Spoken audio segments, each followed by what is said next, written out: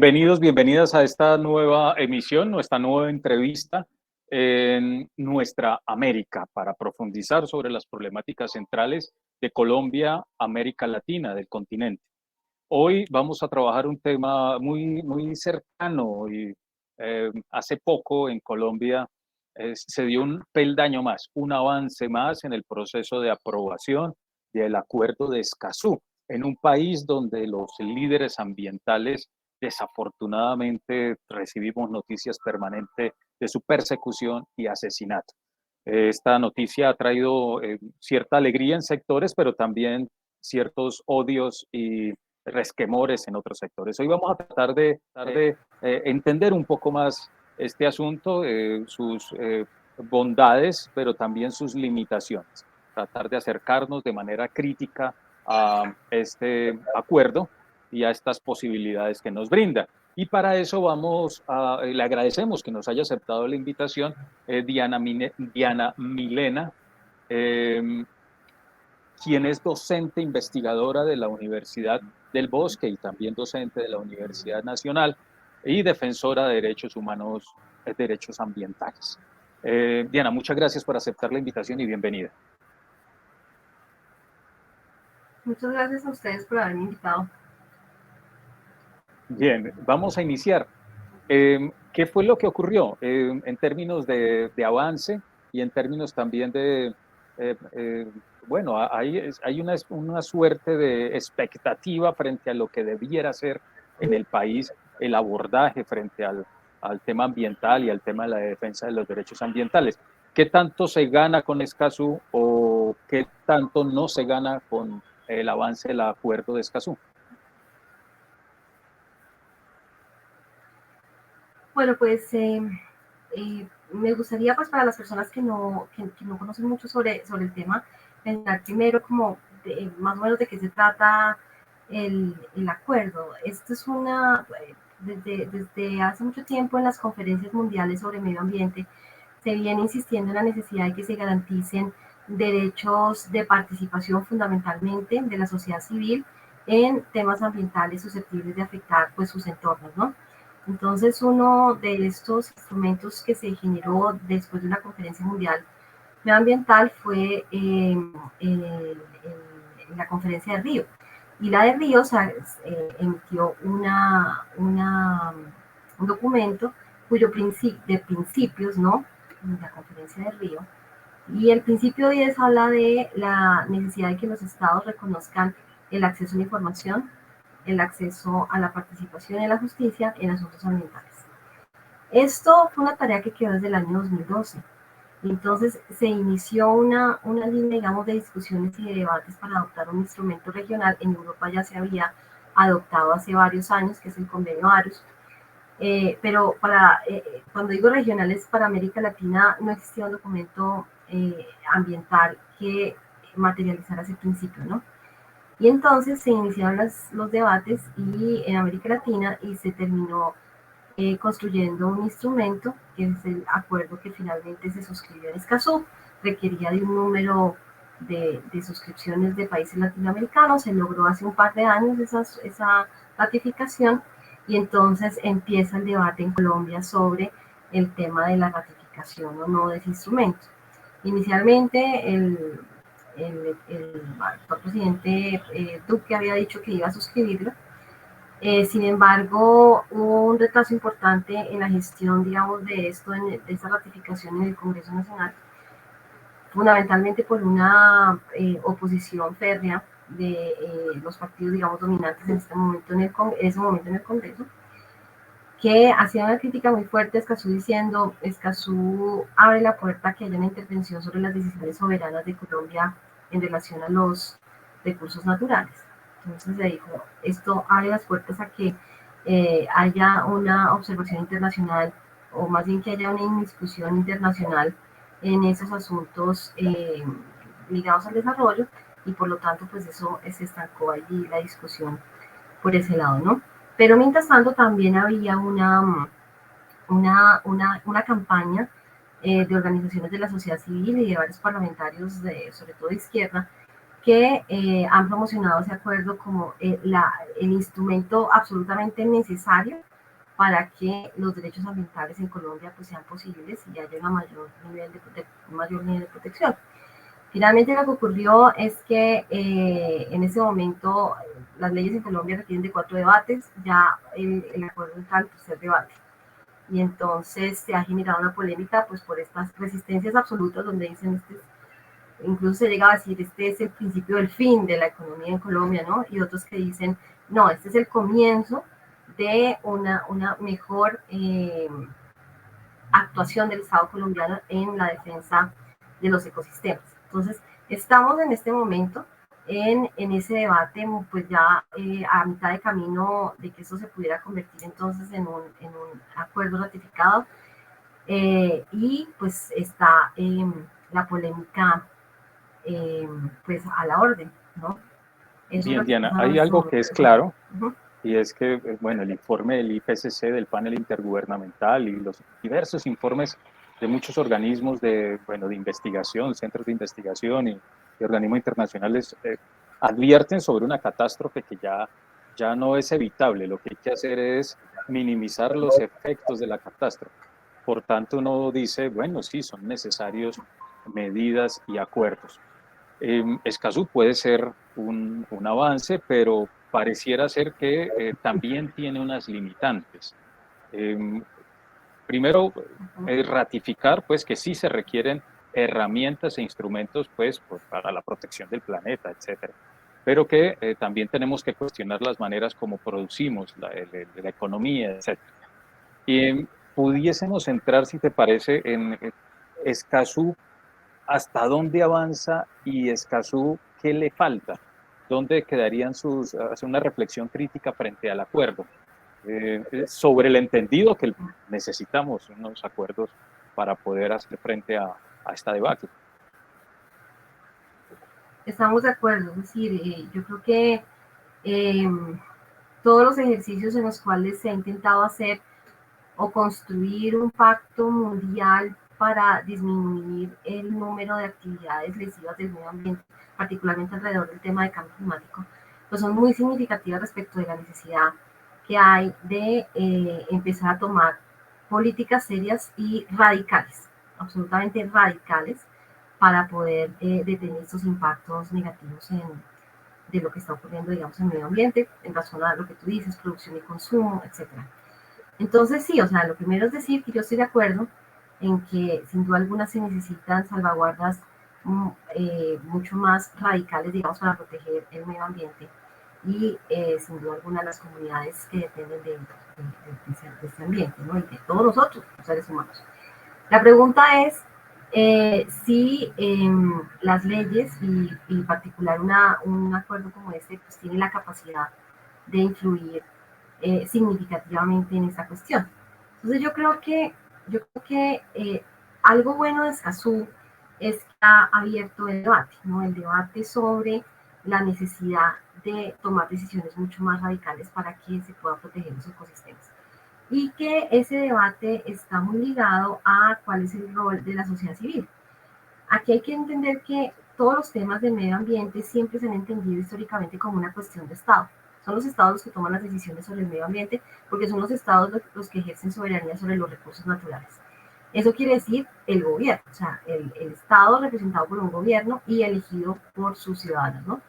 Entonces, estas decisiones ambientales pues siempre han marginalizado la participación popular más directa, porque en realidad siempre termina siendo una decisión de Estado. De hecho, buena parte los debates sobre colonización, sobre descolonización, tienen que ver con que los estados que se están descolonizando puedan hacer uso de sus recursos naturales.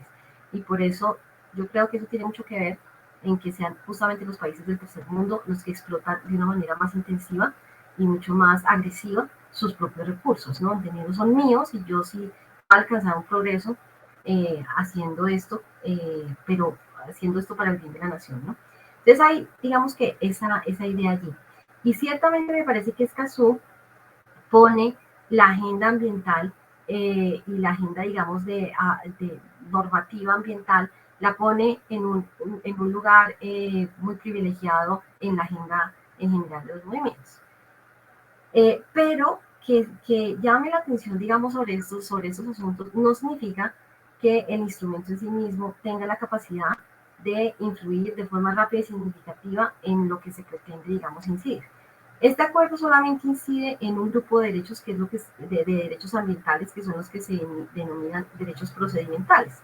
Es decir, ¿de qué manera podemos proteger el agua? ¿De qué manera? Que son los sustanciales, por ejemplo, el derecho al agua, el derecho a la alimentación, el derecho a la salud, el derecho a la conservación de los ecosistemas, ¿no?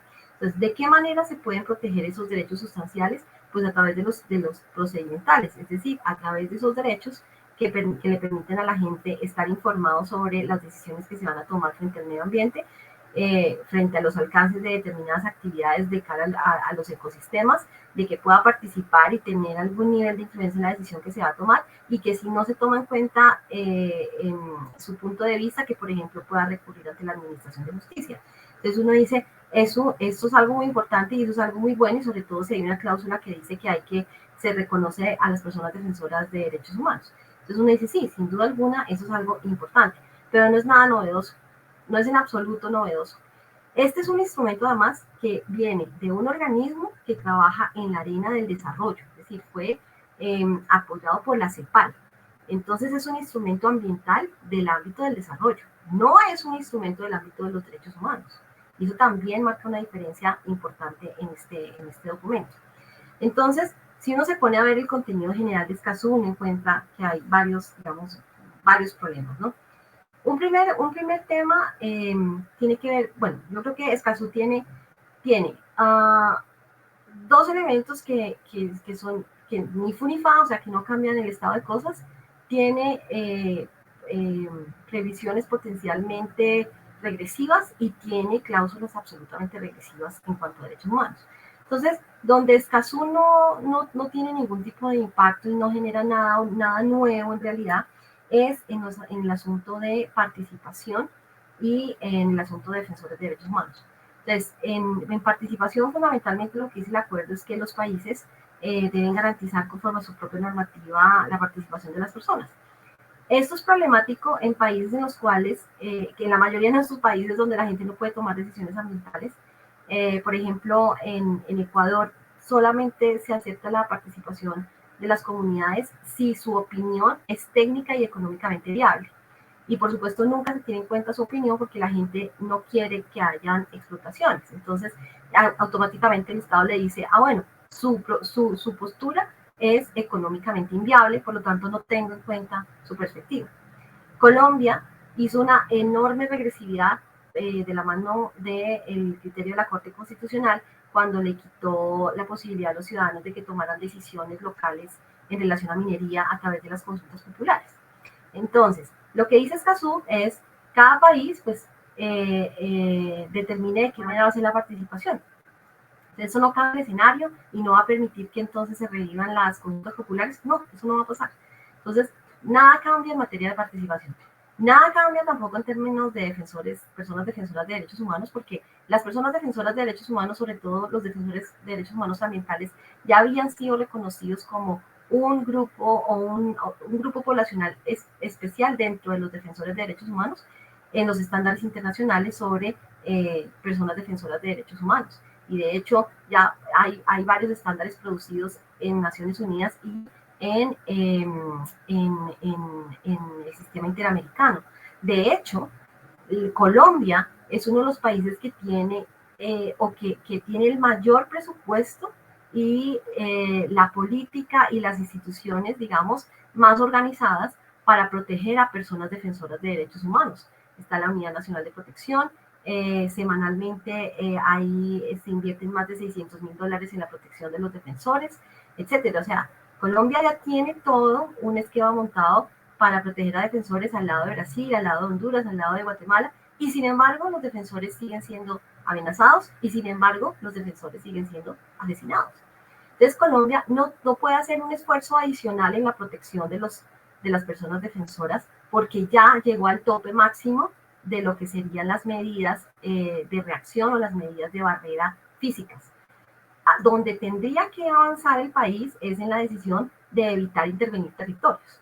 Y cuando ya no intervengan los territorios para hacer sus explotaciones, entonces las personas no van a tener que salir a hacer resistencia y por lo tanto no van a ser objetivo de actores armados. Entonces, pero entonces el problema no es que no haya participación o el problema no es que no haya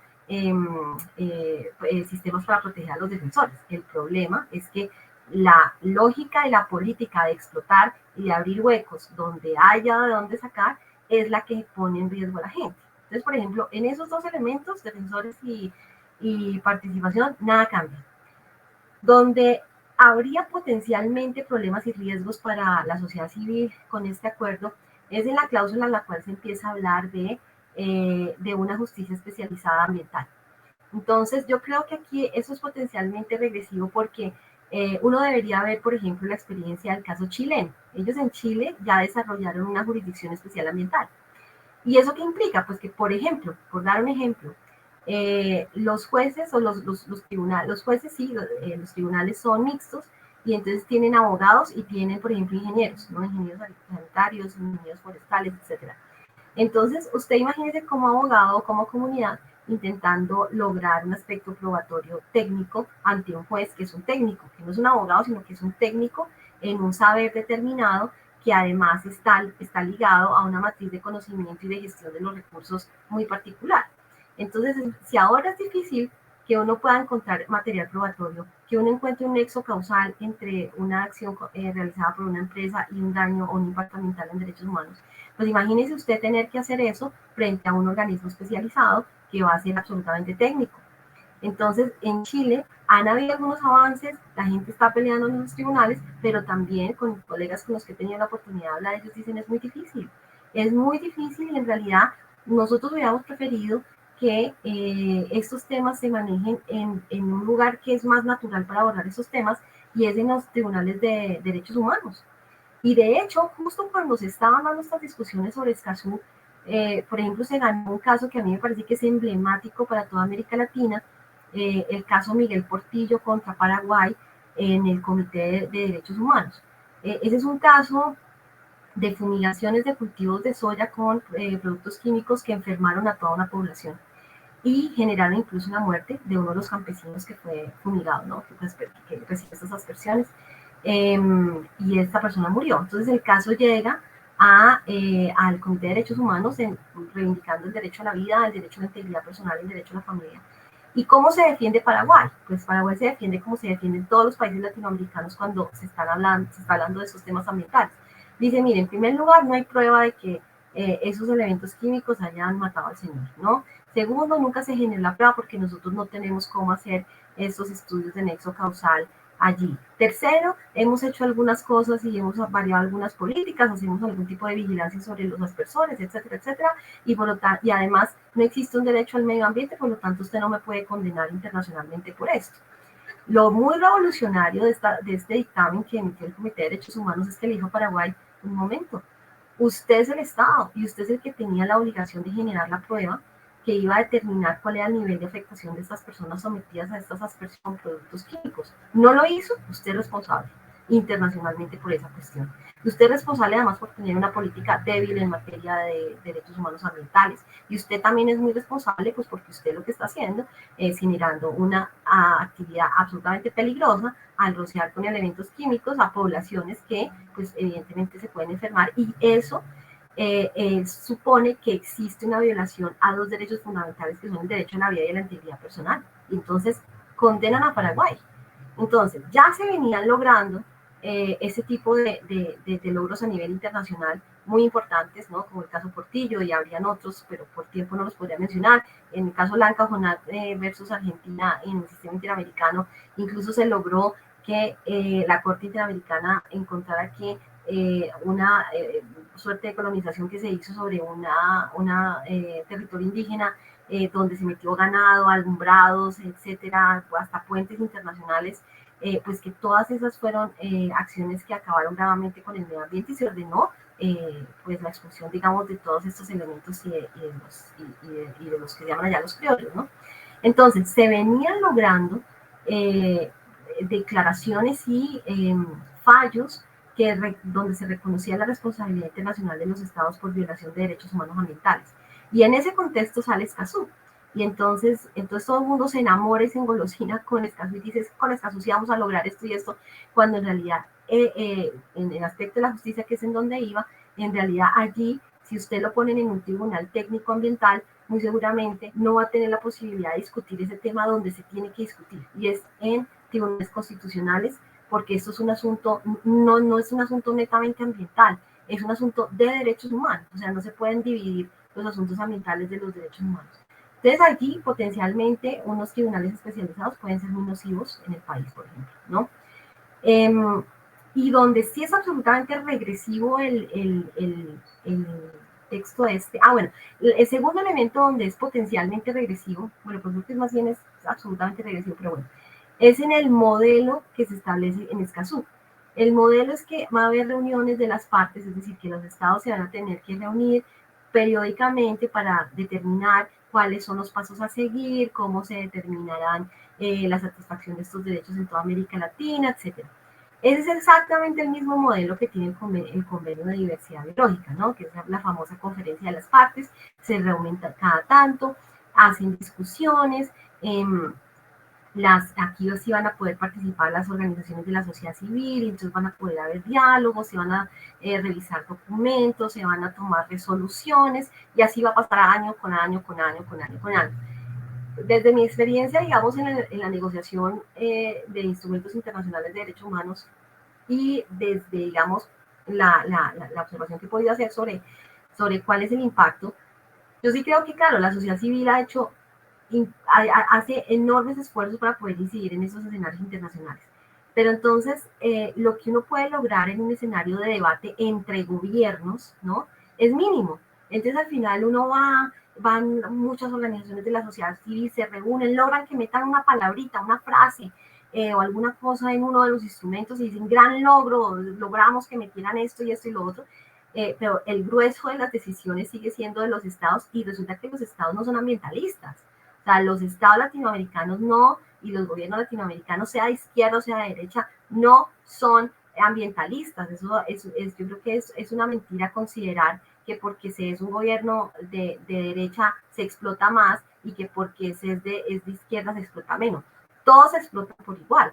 Y una de las cosas que no quisiera dejar de decir es que, por ejemplo, México, Chile, Argentina, que ya aceptaron Escazú y que ya lo ratificaron, pues son países que, a pesar de la ratificación de Escazú, en este momento se están reuniendo para poder llevar y coordinadamente una política de explotación del litio, que es una de las explotaciones más nefastas, nocivas y contaminantes que hay en este momento en la región, y más peligrosas, etcétera, etcétera. Entonces, y tienen Escazú y no van a dejar de explotar el litio. Entonces, yo creo que ese modelo lo que va a hacer es poner en moratoria y demorar la adopción de decisiones que se necesitaría tomar mucho más rápido para proteger el ambiente, ¿no? Y finalmente, donde sí es muy regresivo el instrumento es en materia de acceso a la información, por varias razones. La primera, porque permite que hayan allí varias excepciones al acceso a la información en materia ambiental, y son excepciones que pueden interpretarse de muchas maneras. Yo prefiero hacer una interpretación pensando mal, digamos, ¿no? Entonces, por ejemplo, dice, los estados podrán negar, si no tienen ya una legislación al respecto, los estados pueden negar información. Por ejemplo, el primer acápite, cuando de hacer pública la información se pueda poner en riesgo la vida, la seguridad o la salud de una persona física, ¿no? Entonces uno dice, bueno, ¿esto cómo se interpreta? ¿Y quién es esa persona física? Entonces, uno podría decir con esto que se puede negar información diciendo, hay una población allí indígena y no vamos a dar información sobre un ecosistema, sobre lo que sea. ¿Eso puede ser positivo? Pues depende del contexto, depende del caso, sí, eso podría proteger, pero también podría ser un elemento de negar la información flagrantemente. El segundo aspecto dice, por ejemplo, cuando de hacer pública la información se afecte negativamente la seguridad nacional. Entonces, miremos, por ejemplo, el asunto de los páramos en Colombia. En Colombia, uno de los agentes que ha sido más multado por el daño a los páramos es el Ejército Nacional, porque pone batallones de montaña y genera gravísimos desastres ambientales, acabando con la fauna y con la flora de los páramos, que por cierto Colombia concentra el 50% de los páramos existentes en todo el planeta. Y resulta que ahí se generan esos impactos. Entonces, si uno fuera a hacer eventualmente una defensa de un frailejón, no sé, entonces le podríamos negar esa información simplemente porque hacer pública esa información se afectaría a la seguridad nacional. Entonces no podríamos acceder a esa información. Entonces allí, en cada una de estas excepciones que pone ese instrumento, hay regresividad de derechos.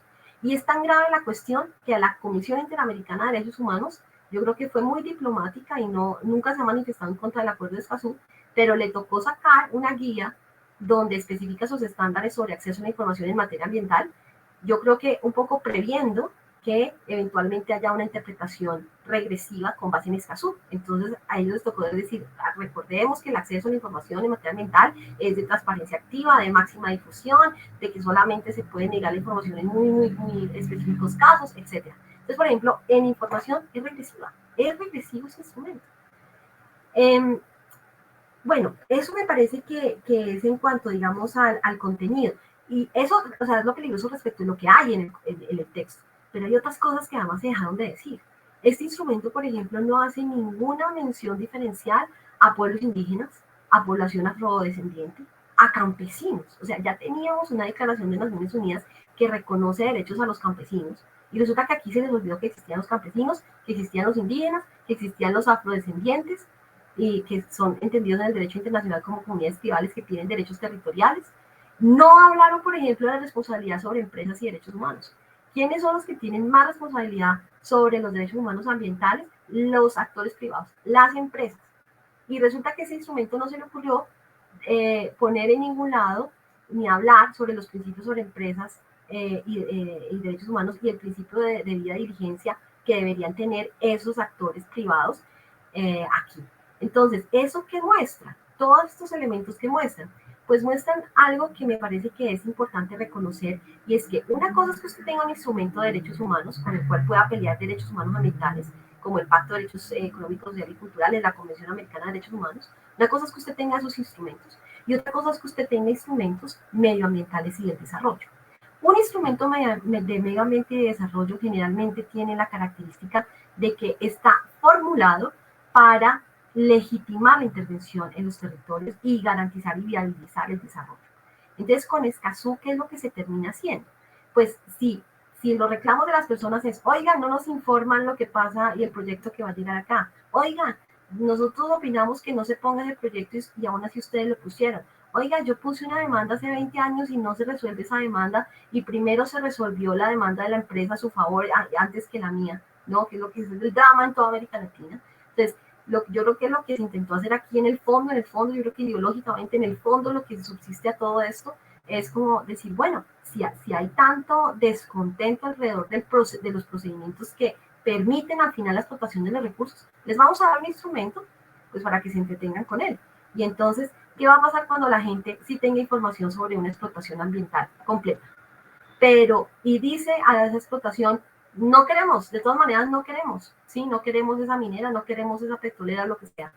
Y se pone una acción jurídica alrededor de eso, y el tribunal mixto entonces le dice a usted, aquí no se ha demostrado que esto genere un impacto en los derechos. Pues entonces resulta que el proyecto se legitimó porque la gente se le informó, participó y tiene un fallo judicial. ¿Y eso resuelve la justicia ambiental? No, no lo resuelve.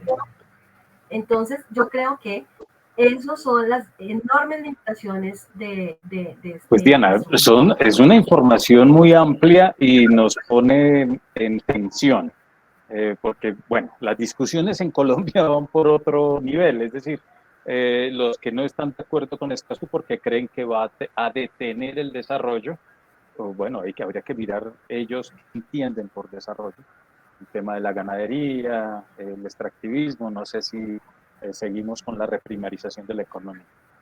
Y nos estás advirtiendo, si bien son necesarios los instrumentos internacionales, que tengamos mucho cuidado en identificar cuáles han sido los avances que tenemos ya frente a defensa de medio ambiente, frente a defensa de derechos humanos, avances que ya consolidados que podrían verse detenidos con el acuerdo de Escazú. Y algo que siempre nos ha parecido curioso y es que este sistema capitalista sabe muy bien, entiende muy bien y es muy ágil creando este tipo de checklist, de listas de chequeo para justificar, validarse, legalizar y ganar tiempo. Y creo que nos estás advirtiendo de ello. Por ejemplo, el tema de los costos de una investigación, de una comunidad empobrecida, limitada, con poco acceso, pues difícilmente va a poder acudir a un recurso, 100, más de 100 millones que pueda tener que invertir para poder hacer un estudio técnico, para poder demostrar. ¿Sí? Entonces creo que nos estás advirtiendo asuntos de suma importancia que en un país como Colombia sí hay que tener presentes.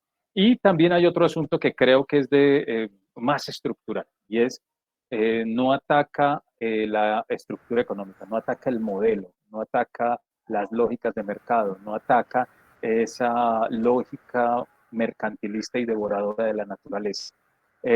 Tú lo estás diciendo, México está adelantando proyectos, megaproyectos en la península de Yucatán, gravísimos, de intervención, a eso le llama desarrollo. Está promoviendo pues la alianza por el litio, pues eso es capitalismo de Estado. Chile, tú lo estás diciendo,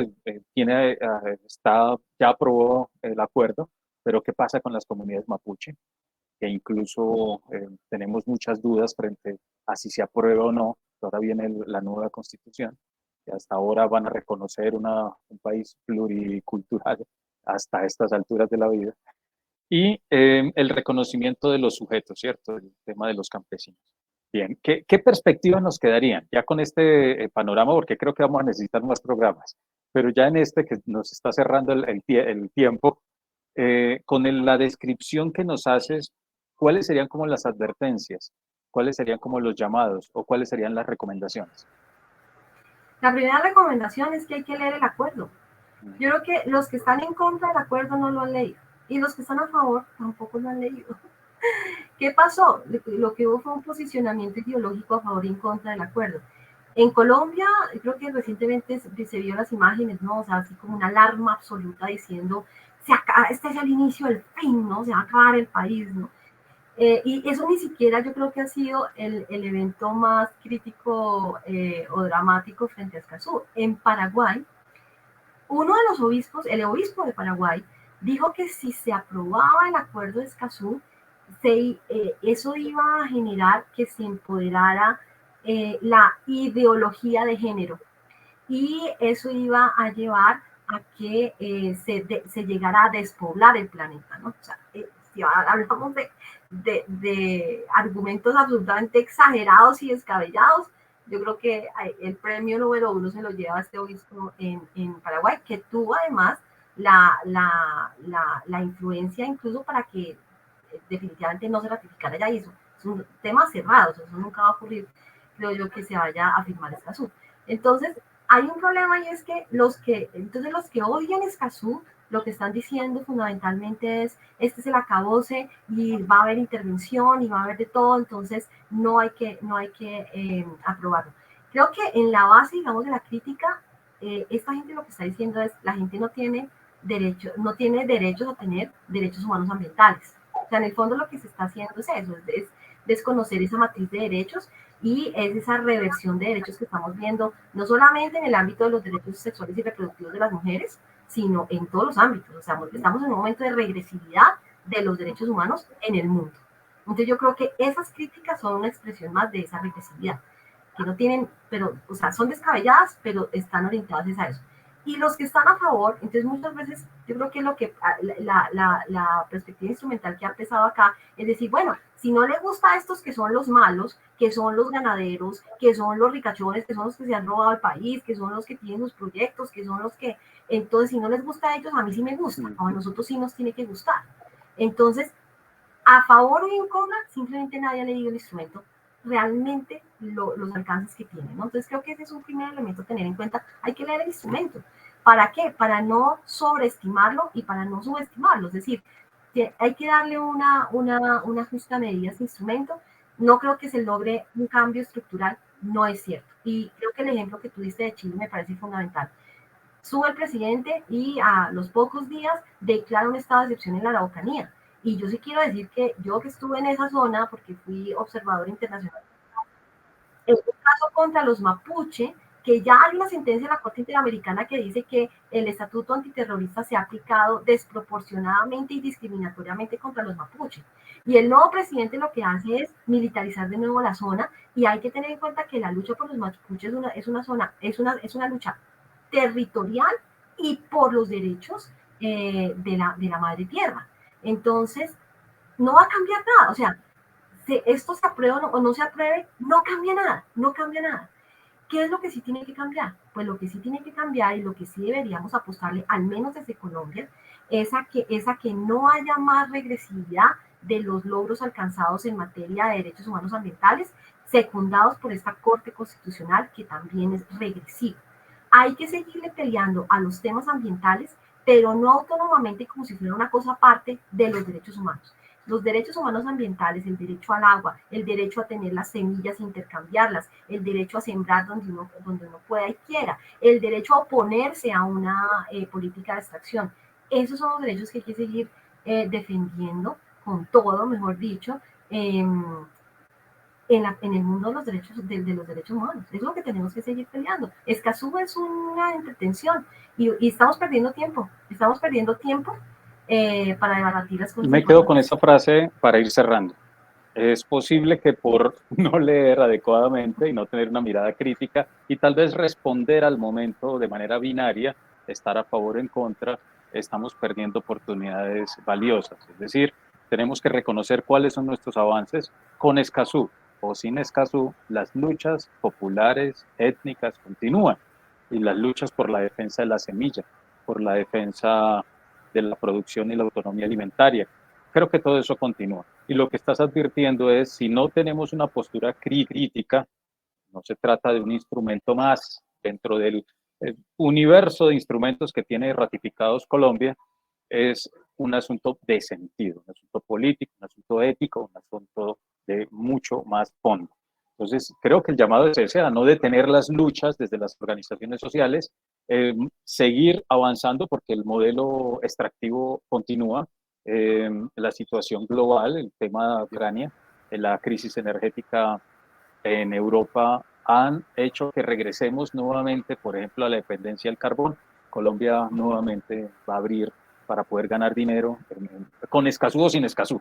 ¿Sí? La extracción del cobre se multiplica, se triplica en plena economía verde, ¿cierto? Y de otros minerales, lo que tú dices del litio. Entonces, es la organización popular étnica, su lucha continúa, con instrumentos sin instrumento, y debemos reconocer cuáles son nuestros avances para poder apuntalar un objetivo. Quiero agradecerte muchísimo, porque esta información es muy valiosa y necesitamos replicarla.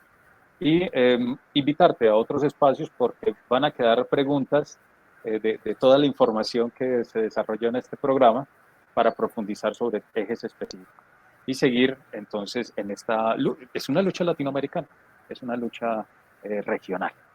Diana, muchísimas gracias. De acuerdo, muchísimas gracias, que les vaya muy bien y lista para debatir cuando sea necesario. Así lo vamos a hacer y te vamos a estar molestando. Bien, y a todos quienes nos escuchan y nos siguen, quedemos con ese mensaje, tener una mirada crítica frente a los problemas y seguir avanzando en las luchas desde abajo. Bien, nos estaremos encontrando en una próxima entrevista de los problemas centrales de